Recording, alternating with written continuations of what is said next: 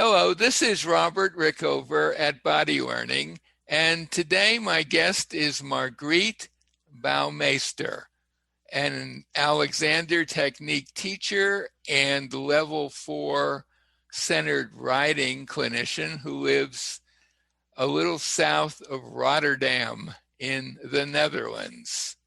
And we're going to talk today about centered riding and its connection with the Alexander Technique and what centered riding is all about. Margriet, welcome to the show.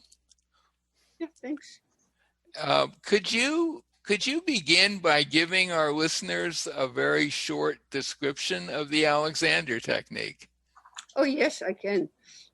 I think Alexander Technique is about staying within yourself and use your body from your bones to create a better balance. That's how I use it with horse riders. Mm-hmm. And could you give a very short description? We'll talk more about it, but just a short description of what centered riding is all about. What's the basic idea of centered riding? The basic idea from centered riding is the awareness of the rider in relation to the horse. In the old days, it's always the horse, and Sally created the importance of body awareness for riders. Mm-hmm. So the horse will move better if the rider moves good. And the Sally you mentioned is Sally Swift. Sally Swift, yes. Who was the developer of centered riding. And I know you must have met her several times, right? Yes, I met her several times on symposia in Vermont, and I went twice to her house. Oh, okay. Oh, you were in Vermont. Well, I met her at a couple of Alexander Technique workshops here in Lincoln, Nebraska, where she was taking workshops with Marjorie Barstow, who's a pretty well-known teacher of the Alexander Technique. So could you say a little bit, kind of go into a little more detail about what the centered riding process offers horseback riders and their horses, and where it's applicable, how Alexander Technique principles inform that? Yeah, centered riding is built from what they call the basics. Mm-hmm. And the basics are looking with soft eyes, so having a wide view, so you see your surrounding and be aware of the world behind you and in front of you. Mm-hmm. And one they call building blocks. And building blocks is about sitting from your bones. So less muscle power and more balance from bones. And when you put all your bones on top of each other and your head is on top, you have a basic balance. And you need less muscle power. And then breathing, have a free breathing when your building blocks are there. Mm-hmm. And centering is working from the pelvis, because that's your big bone, and there your movement starts on the horse. And then she has grounding. Let's be aware from your seat in the saddle or your feet on the ground. Like you have the opposites, the feet and the head. And clear intent. Clear intent is just know what you want to do. Right. And with clear intent, the horse gets the message more easily, right? Yes. Yeah. When you think something, the horse follows your thoughts already, if you listen to the horse. And what do you see as what happens if those principles are not used? I assume most horseback riders are not using centered riding ideas. What are the problems that centered riding addresses? The things I see from riders who don't use centered riding, that they are behind the movement in like a horse is trotting and going in a faster movement, and then they are behind the movement of the horse and pulling in the hands because they put the rib cage behind the pelvis and brake on the waist. That are things I see in riders. So when And you say the riders are behind the horse, in the um, movement.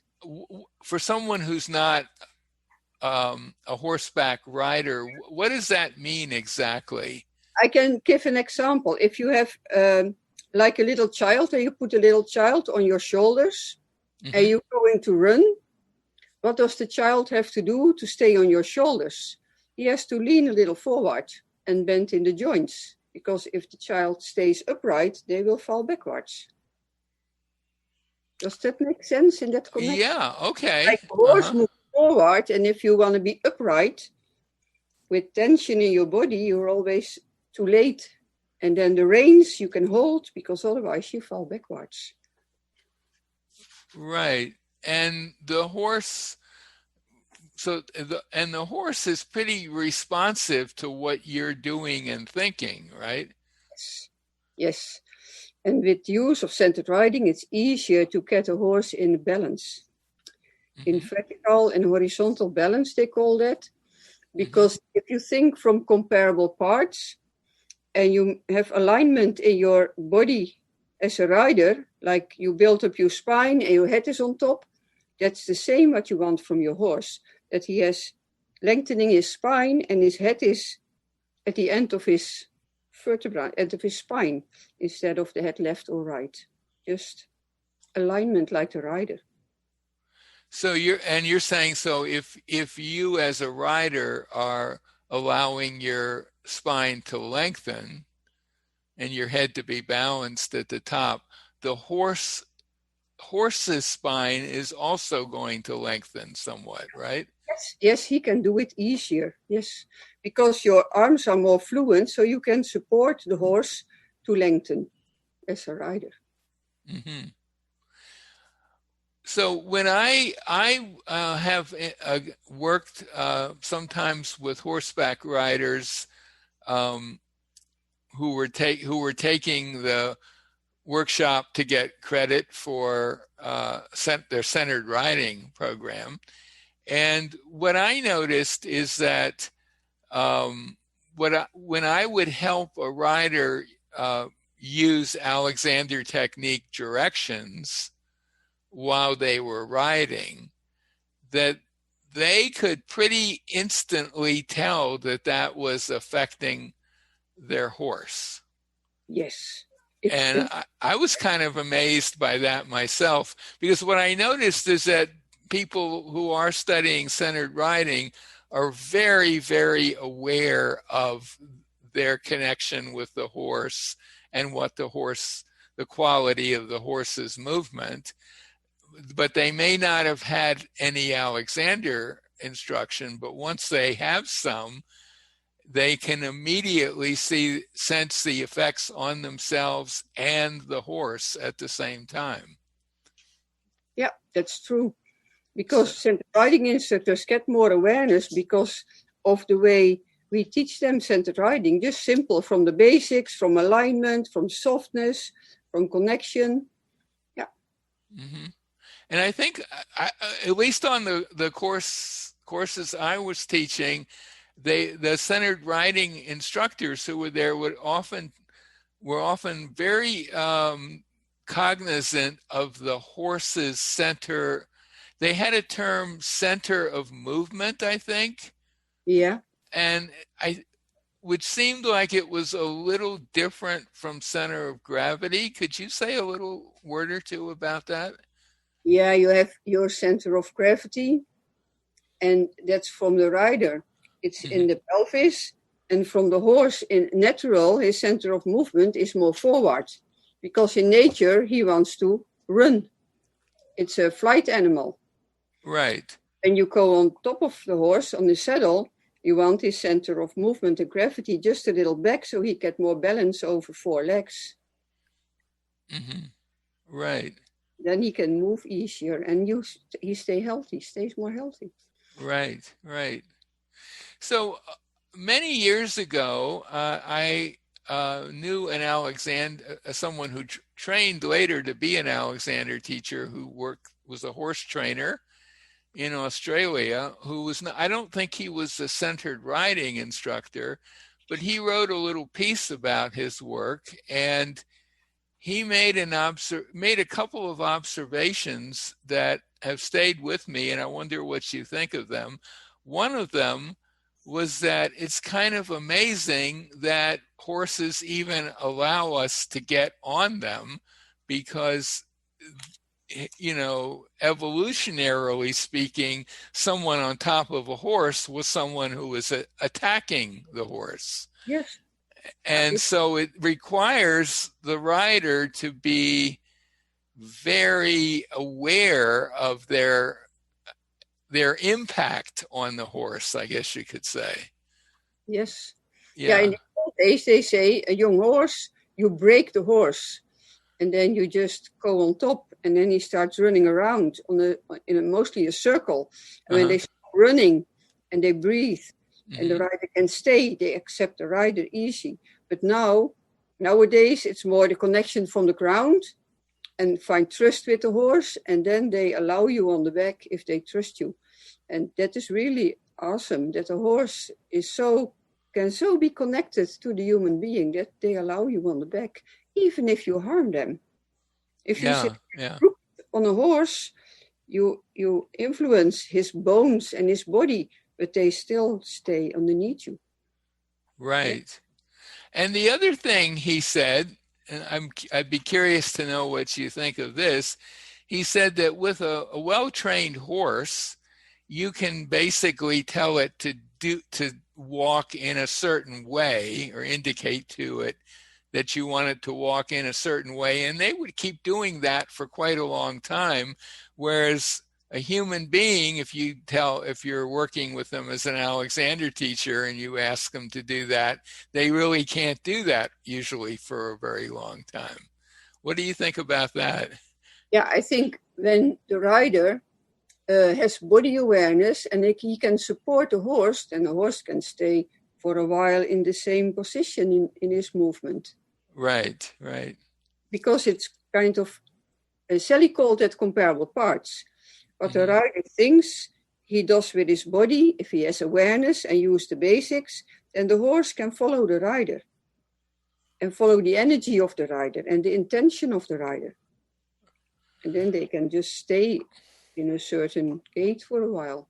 Right. And all of what we're talking about is really a huge change from the approach to training horses years ago, right? That's true, yeah.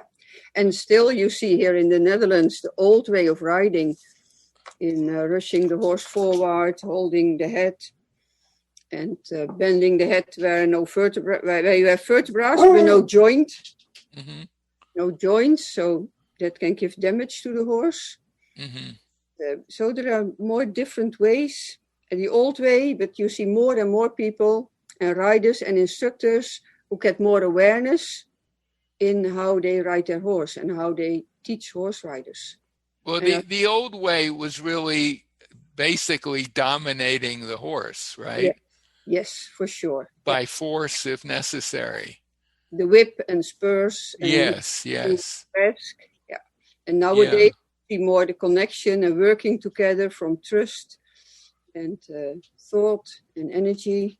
That's a big difference going on, yes. Right. Well, years ago, I worked on a ranch camp where it was all about kids learning how to ride and go for rides. And it was the old-fashioned way, for sure. There was none of what we've been talking about applies to what was going on back then, for sure. The horse was something to make do what you wanted by whatever forceful means was necessary, like kicking it and so on. Yeah. It still happens, but there is a change. People get more awareness about the sensitivity of the horse and the willingness to work, and that there are easier ways to ride your horse if you have a better awareness of yourself. And I get riders in my Alexander Technique practice who want to be a better rider, and they just come for Alexander Technique lessons. And then later on, I teach them on the horse. And then they have a basic I give them homework so they can just progress themselves. Yeah. Mm-hmm. Is there anything else you'd like to add that we haven't covered? No, I think Sally Swift did a great job in creating centered riding from the Alexander technique and Tai Chi and knowledge of anatomy, and created instructor courses so regular instructors also get more knowledge about the body and the rider, and they can integrate it in training that they have the knowledge already. And I think that's great. Mm-hmm. Well, maybe this is a good time to bring our conversation to a close. My guest has been Margriet Baumeister. Did I get that right? Yeah, that's right. Yes. Margriet Baumeister. She lives in the Netherlands, a bit south of Rotterdam. Do you have a website, Margriet? Yes, I have a website. I'll put a link to it by the interview. Yep. And Margriet, thank you very much for being on the show today. Thank you for interviewing me.